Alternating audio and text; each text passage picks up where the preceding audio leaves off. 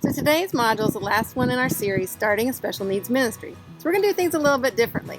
Today we're going to take a look back at some of the things we learned over the past 12 weeks. We're going to answer the question, what is it that you really need to remember?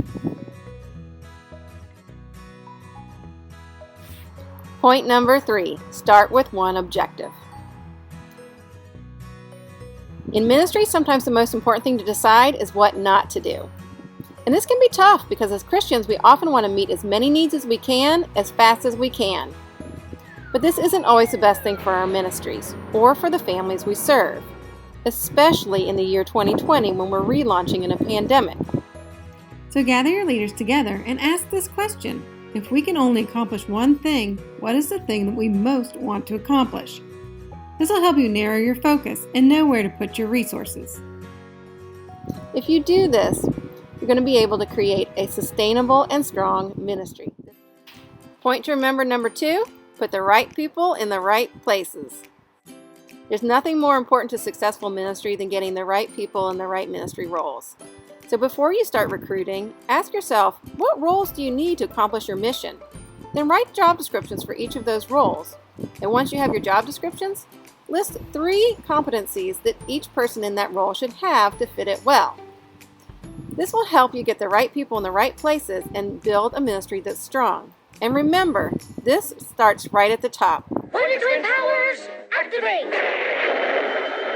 One of the most important things to know about running a healthy special needs ministry is that it takes 2 different types of skill sets. You're going to need a leader who's good at administration and enjoys working behind the scenes. Then you're going to need someone else who really loves being in the classroom. So this means if you're starting an all-volunteer-led ministry, look for 2 co-leaders, one who's good at administration and one who enjoys positive behavior support. But if you're a paid staff member as a special needs ministry director, that's okay too. Ask yourself, what parts of the job really give you energy and what parts take your energy? It's really easy to assume that the parts of a role that take our energy will take everyone's energy, and you don't want to ask anyone to do that. But the truth is, God made people for every position. So think about, who do you know who enjoys doing the things that are hard for you? And then invite them in. Give them an opportunity to shine for Jesus. You'll be glad that you did, and they will too. And the number 1 point to remember, plan for the real world. Now, if you've been watching this video and you're wondering, why is she sitting outside in obviously freezing cold, windy weather? It really is cold out here. That's a great question. It's because I believe we have to do whatever we have to do to meet the needs in the real world. In my real world today, we're all quarantined at home and my kids are loud. So here we are. And it's the same for special needs ministry. We may want to do things in a way that sound great on paper, but the truth is we have to meet the needs that we really have. So before you start planning, get real, especially when it comes to volunteer training. I think we'd all love it if we could just throw 1 volunteer training meeting a year and everyone would come and bring their notebooks and remember everything we said and then execute it perfectly on Sundays. This would be amazing. It would also be a miracle. We do need to give them all the information in meetings, and we need to have everything in writing so that we can make sure that everybody has what they need. But we also need to realize that people learn a little bit at a time over time. So think of ways that you can equip your volunteers throughout the year. You may want to have cheat sheets or just for me books in the rooms, and think about how you can incorporate mini trainings when your volunteers are already at church. At our church, we like to do this 5 minutes at a time before service begins.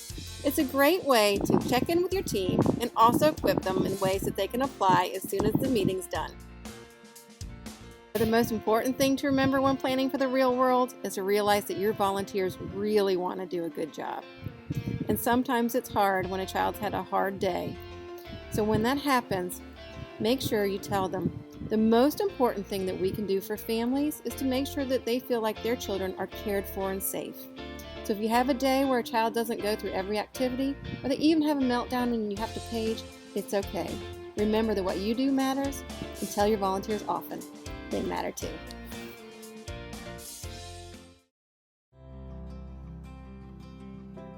The most important thing that we need to remember is before we start a special needs ministry, whether we're launching one or relaunching one, we need to pray.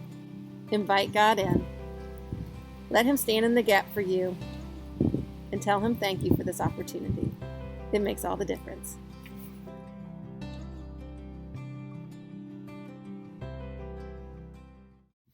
Thanks for joining us today. I hope you enjoyed this, and I hope next time I see you, I'll be inside.